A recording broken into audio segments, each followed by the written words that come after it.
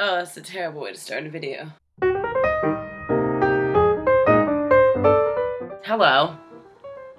Let me just start this out the blunt way, because I suck at introduction. Have you guys ever, gone to college and then graduated, and everyone's so proud of you, and then just fall into a deep pit of adult despair because you just don't know what to do?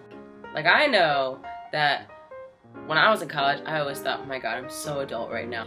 And I kind of want to shoot whoever let me continue to act like that and think like that, because I was so wrong. Because being an adult, and that fact, truly sucks. It really does. Truly just, it sucks total assholes. So being an adult is kind of like, it's like when you first become a teenager and you're just so awkward, you don't know what to do with all of this new stuff that you have, like zits on your face and everything else, except now, you don't have zits on your face, you have loans on your record and stuff like that, and that is sucky because you also just have no clue what you could do with yourself. Like, you have so many job opportunities and things you could do, and you're just like, what do I do with all of this knowledge and stuff? Captain, Captain, where shall I go? That was from Titanic. It's symbolic, because that's pretty much your life right now is Titanic. And speaking of Titanic, you know how nobody really realized that the ship was sinking at first? Like, they kind of were really just chill. Like, they had a little moment, and then they were just like, you know, whatever. That's exactly what happens when you become an adult. You graduate, and then you're just like, I'm an adult now, but it's okay. It's gonna be okay. And then, before you know it, you just slowly get all these details of a shitstorm in your life, and then you realize, oh my god, what is this? One of the first moments I realized that I'm kind of an adult is when I had to go to the doctor, and they told me, you know, it's a $40 copay, and I looked to my left, my right, really, in this angle. I looked to my right, I looked to my left, looked behind me, and realized that the woman was talking to me, and I was supposed to pay for it myself, because my mommy didn't drive me to the doctor that day. And from then on, I must have set off some adult precedent for my parents, because now I have to pay for anything that has to do with my health. And the other thing is, buying stuff has suddenly just become all about me. Like, it's only what I could do now. Like, I'd be like, Mom, can I get this? And she goes, can you? And I'm like, I don't know, Mom, can I? And she's like, well, you're gonna buy it with your own money. What a concept.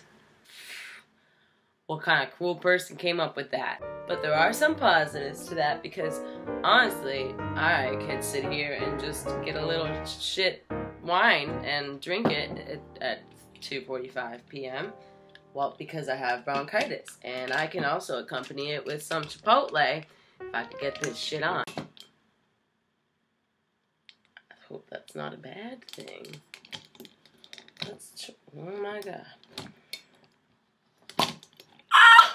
What's also great about being an adult is that I can choose to avoid my responsibilities. Another weird part of being an adult is when people still harass you even though you don't feel good. Like credit card companies or your student loans. They don't care that you're feeling sick. You could sit there and scream like Trish did in Divergent when her mom died, but they're not gonna stop. They don't stop. I would definitely compare school nurses who would tell you that you need to muddle through the day to credit card companies who tell you need to muddle through your bills even though you don't feel good or even have a job to pay those bills, and you don't feel good enough to search for one either. The other shitty thing about being an adult is the scavenger hunt that they try to call job hunting, which is really funny because it's more like playing the lottery. Like, I should really just stop applying to jobs and go to 7-Eleven down the street and pick up a lotto ticket, because I would have better chances of winning that than actually getting a job with my qualified resume. And meanwhile, while I'm having this existential crisis, I'm gonna sit here and watch all of my friends go out there and find themselves some real jobs. And I'm just like, wait a minute, whoa, I can't figure this out. How the hell did you figure that out? Can you tell me? And they don't, because they don't know how they got it either. One thing I found out is about entry-level positions, and that is such a genius thing. Make up a position where someone who doesn't have as much experience could get an entry-level position, which means they can enter into the company without as much experience. But this is where I get confused, because when I look at these entry-level positions, they want me, a 22-year-old, to have had like 15 years experience. And I know I'm not applying to be a mathematician, but I will tell you that 22 minus 15 is 7. 7. I did not start working when I was 7 because there are child labor laws in place. So I couldn't work when I was 7. I don't even think I had these administrative skills that I currently have when I was 7. I was playing Barbies and stuff. I was picking my nose. That's not even the point. If you know that I'm coming out of college, and I worked through college too, like I didn't sit there and lazy around. I did work through college. Like, you went to college too? You know we didn't learn anything in college. Help me out a little bit so I can help you one day. That's how this works, isn't it? Isn't it? Like it says quick learner on my resume. I wasn't kidding around, I really am. Alright, this is turning into a rant about jobs. And I just wanted to rant about something else. No one's watching this. Okay.